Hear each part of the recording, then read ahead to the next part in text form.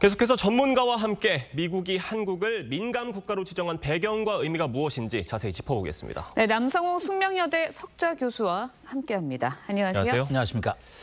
교수님, 미국의 에너지부가 한국을 민감 국가로 지정을 한 거잖아요. 이게 무슨 의미인지부터 설명이 필요할 것 같습니다. 네. 미국은 이제 전 세계를 상대로 하기 때문에 어떤 문제에 관해서 이렇게 클래시파이, 이렇게 분류를 합니다. 예. 그래서 전 세계 한 200개 국가 중에 한 25개 국가가 미국의 어떤 위해를 가할 수 있다. 또 뭐 핵 안보, 또 테러, 또 기술협력 이런 게 관해서 예. 미국 국익에 불이익을 줄 수 있는 나라를 4개 부로 나눴습니다. 네. 그중에 이제 한국이 마지막 제일 하위 단계인 기타 지정국에 예. 이번에 올랐습니다. 네, 일단은 뭐 미국 측에서는 우리가 한미 간의 뭐 공동 연구, 기술 협력에 뭐 큰 영향 없을 거다라고 이야기를 하고는 있지만 그래도 연구를 하고 협력하는데 좀 문제가 되지 않을까라는 생각이 들거든요. 네, 일단 접근이 조금 어려워질 가능성이 있습니다. 네. 에너지부의 여러 가지 업력에 관해서 상호 만나야 되는데 이제 만나는 과정부터 왜 만나야 되느냐, 무엇 때문에 만나야 되느냐 여러 가지를 이제 사전에 점검하다 보면 아무래도 기술 협력이 위축될 수밖에 없죠.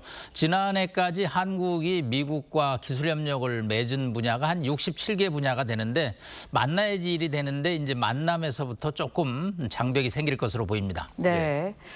네, 정부가 이제 민감 국가로 지정되지 2달 만에야 이 사실을 인지했습니다. 이 부분도 좀 문제가 생기고 있어요. 한미 동맹에 균열이 생긴 거 아니냐 이 부분인데 어떻게 보세요? 네, 뭐 동맹의 균열까지는 너무 확대 해석한 것 같고요. 이게 예. 1월 한 10일 내외 정도에 네. 지정이 된 것으로 보입니다.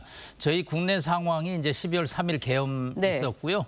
그래서 정부가 약간의 이제 공백 상태가 있었던 것이죠. 예. 국내에서는 뭐 외교부 소관이냐 산자부 소관이냐 그래서 약간의 논란이 있었습니다. 다만 이 미국에서 이런 예. 사실이 유출되지 않았으면 저희가 4월 15일 이것이 공개될 때까지 몰랐었지 않느냐 하는 이제 우려가 나오기 때문에 동맹이 이런 것도 안 알려주느냐는 걱정은 있을 수가 있다고 봅니다. 지금 과거에도 한국이 미국의 민감 국가로 지정이 된 바가 있는 것으로 네. 알려졌는데 당시에 어떤 이유 때문에 지정이 됐는지도 알려진 게 있습니까? 네, 2번 올랐었습니다. 다만 왜 지정이 되는지는 예. 항상 분명히 밝히지는 않습니다. 왜냐하면 미국이 이런 행동을 하면 오른다라는 얘기를 절대 하지 않습니다. 예. 93년에서 이제 96년 또 86년에서 87년 2차례 그 보고서에 올랐었습니다. 일부에서 얘기하는 핵 개발 우려 때문에 오른 것은 아니고요.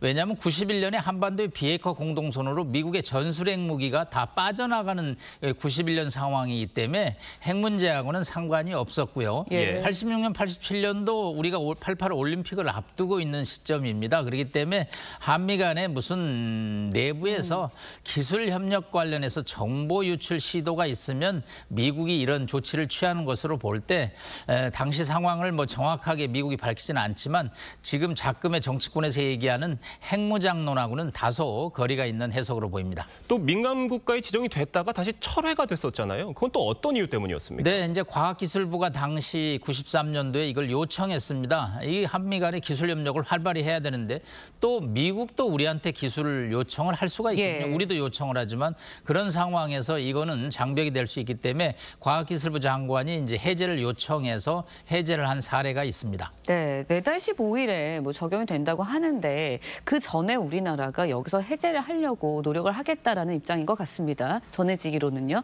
가능성이 있다고 보십니까? 이 문제 왜 올랐느냐에 지금 여러 추론이 있는데 예. 가장 근거가 큰 거는 작년에 한국의 수력 원자력이 체코에서 원전 4기를 수주했습니다. 자그마치 20조 원 규모죠. 근데 당시에 미국의 웨스팅하우스 예. 회사죠. 전력회사가 지적재산권의 원천 주장을 하면서 양측이 갈등을 좀 빚었습니다. 정확한 합의 사항은 밝혀지지 않았지만 이 문제에 관해서 미국은 유심히 지켜봤을 것이고요. 그 또 산하의 에너지부 산하의 아이다호 연구소의 계약직 공무원이 이제 연구원이죠. 그 사람이 원전 특허 소프트웨어 예. 수출 통제 품목의 이 일종의 설계도를 가지고 한국행 비행기를 타는 과정에서 미국 FBI에 적발이 됐습니다.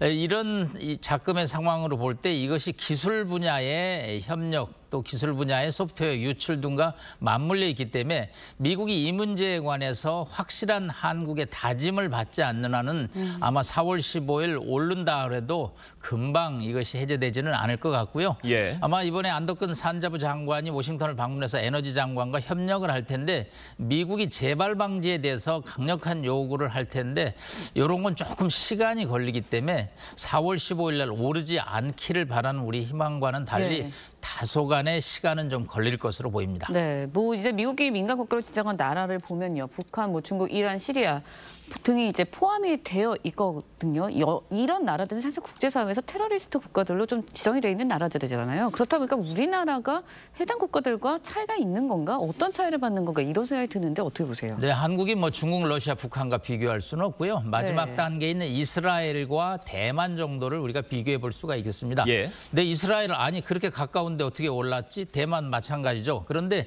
기술 유출이 이 두 국가에 걸려 있습니다.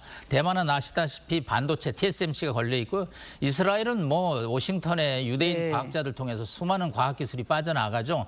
그렇기 때문에 이제 미국에서 올랐고요. 한국도 이 분류에 현재 지금 올라 있기 때문에 기술 협력을 어떻게 좀 세련되고 좀 멋있고 또 미국 국익에 침해하지 않는 방향에서 진행될 것인지 이것이 이제 우리의 과제라고 할 수 있겠습니다. 지금 뭐 민감 네. 국가에 지정된 배경으로 여러 가지 추론이 나오고 네. 있다, 추측이 나오고 있다 말씀을 해주셨는데 지금 핵 무장론 때문에 지정이 됐다 이런 추측도 제기가 되고 있거든요. 이 부분에 대해서는 어떻게 보세요? 네, 뭐 100% 아니라는 말씀을 드리기는 쉽지는 않습니다. 다만 지난 86년, 87년 또 93년, 96년에 보면 당시 핵무장 아무 논란이 없었거든요. 예. 그렇기 때문에 이 문제를 바로 핵무장론하고 연결시키는 것은 좀 다소 많이 나간 분석이고요.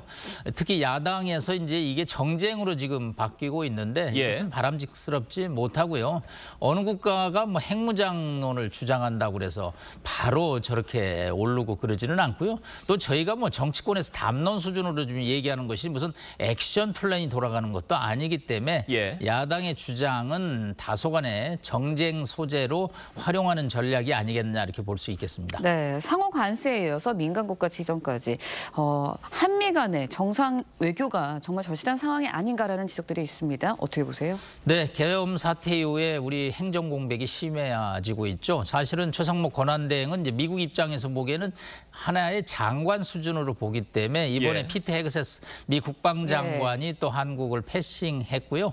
또 여러 가지 관세 문제에 관해서도 한국 예외 없다라는 강경 발언이 나오고 있습니다. 지금 조태열 또 외교부 장관이 워싱턴을 방문하지 못하고 있는 상황입니다. 그렇기 때문에 행정 공백을 하루빨리 해소하는 것이 한미 간의 협력을 다시 동맹 수준으로 끌어올리는 길이라고 볼 수 있겠습니다. 네, 남성욱 교수님 말씀 여기까지 듣겠습니다. 감사합니다. 고맙습니다. 고맙습니다.